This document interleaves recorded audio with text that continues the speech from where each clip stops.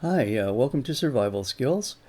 We're going to talk a little bit about blazes today, and you'll get to see a little bit more of this world as we do that because I have a couple places to take you. And I'm standing in front of one of our overworld blaze farms. We can silk touch spawners on this in this world. I have a plugin that allows us to do that, so we can build these overworld farms. So behind me is a blaze farm design, and I just set a warp to it so we can warp here. Nancy, if you're watching this, you had a question about how to get the blazes to come down from the spawners. I think you were at our fortress farm. If I do a warp to fortress blaze, I think you were probably here. And I haven't optimized that yet, so I got plenty of blaze rod from it. But then later on, Mario came along, and he made this overworld farm. I left this one in place because I just like the looks of these. And there's another one down here. I might take one of these either later in this video or in another video because I did a blaze shutdown blaze spawner shutdown video a while back. I'll have to put a spawner in here. I might do this one. And it was pretty complicated because at the time I didn't know some of the tricks that I know now. So I might do another video that shows how to shut down one of these spawners, because I got a lot of interest in that video, and I'd like to show people that there's a much easier way. There's an easy way to do it. Let's put it that way. I've done plenty of them. What I consider the hard way, but I've discovered since then that there are easier ways to do it. But the requirements are the same no matter how you go about it for shutting down one of the spawners. So you can look forward to that. I might make it a separate video because it'll take a little bit of time to do one. So anyway, let me go back to where I was. So now we have a warp. If you do a warp blaze, it's going to take you to a different place, Nancy. It's going to take you to Mario's farm over at my place. So there's Mario's treehouse up there, and he silk touched these spawners, and I think he silk touched them. I might have given them to him. I don't remember. And he built this style farm. So this is, as you can see, there's no problem with them dropping down here. So if you need blaze rod, this is a place to come. So the floor of this right here where they're going to drop down is 11 by 11. So simple enough, right? 11 blocks by 11 blocks. And then you put a wall around it. And the wall, you want to go up high enough that they don't try and spawn in the water, right? So 1, 2, 3, 4, 5. So you just went up 5.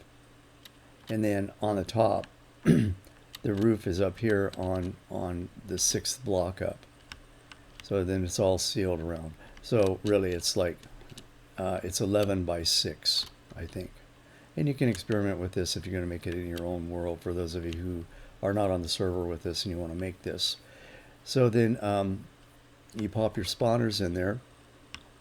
This roof provides some protection from the light. The light levels are probably not super low in here. You could do better by making solid walls.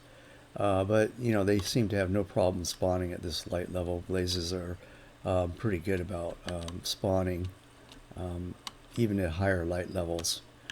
So they drop down here and you give them a whack, and then he's just got hoppers dropping down into his storage area down here. Hello, Mr. Skeleton. I'm in creative right now just to do the video. So he's only got one chest here. That seems to have been enough. We come here a lot for XP, but there's plenty of blaze rod. And Nancy, if you just want to grab some out of the chest, you can just grab some. If you want to stand here and have fun hitting blazes, go ahead. You can do that and get more. So this little piece right here keeps them from seeing you when you step up, and it also, if you crouch underneath it, it'll hold you down so that you can just walk back and forth and give them a swipe. And if you've got a decent sword, you can get quite a few of them with each shot. Now, one other little nice thing that he did was he put in this water dispenser right here, so that you can soften them up with this, like hit them with some water. You'll lose some of them, but the others will just get softened up. I think this is too much trouble, but you can do that. Like I just killed them all. Or you can just clear the pad that way, right? See, these guys are pretty soft now. This is good. You can just leave it turned on when you're done using the blaze. When you're done using this, just turn this back on. That way they don't accumulate here. We don't get a high entity count that causes the server to lag. So he did an 11 by 11 floor and then put walls, and then he's got signs in there. Typical, deal with the water, right? Signs. And then he just dumped water in the corners. One bucket in each corner. If you do the 11 by 11 geometry, then it'll work out very nicely. So you get that kind of a pattern that's going to flush them down the middle and onto the hoppers. And you can see that they're pretty cooperative about dropping down. They don't tend to hang out up here. They just drop right down into the water. Okay, so that's our public blaze farm, and there is a warp to it now. You can just do warp blaze, Nancy, and that'll bring you right here. And then we have the fortress farm as well. But the purpose of the video was just to show this farm off and show you where it is. And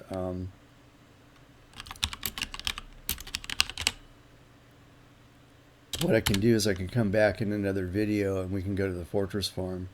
And actually, I think we'll do a like a spawner shutdown in the fortress farm, because I know a lot of people want to know how to shut those spawners down in like single player, or well, I mean in single player you can do anything you want, right? Because you can cheat in single player. On a lot of other servers, they don't have the Silk Touch plugin, so you don't have an option. You have to build your blaze farm in the fortress where you find it, meaning you need to shut it down. So I'll show you how to do that in another video. But for now, I think that's pretty good. I didn't want to make this video too long. I just wanted to respond to Nancy's questions, and I just want to let the rest of you know that this is something that I do for people who've been watching me for a long time, and I do it for people who support me on Patreon. So, if you liked the video, please click the like button. If you have questions or comments, please leave those below. And if you want to make sure you don't miss out on future content, please click the subscribe button and the notification bell. And now I've also got Discord. You can see the link to that in the description to the video. We've got this server that I'm on that we can all play on, so you're welcome to come on here. It's whitelisted, so just let me know on Patreon if you want to get on here and play with us. I also have a new 1.16 server that you can get on with us. I don't know if I'm going to keep that around because I'm getting ready to upgrade this one to 1.16. I tested all the plugins and I'm ready to go. So once I get this up to 1.16, I'll either shut that other one down, or if I keep it running, it'll be for like snapshots, for like the 1.17 snapshots and stuff, and it'll be a server like that where it's just I try to keep it to the very most recent version of Minecraft. But anybody who joins me on Patreon, comes in and sees us on Patreon, can get whitelisted for either one of these servers.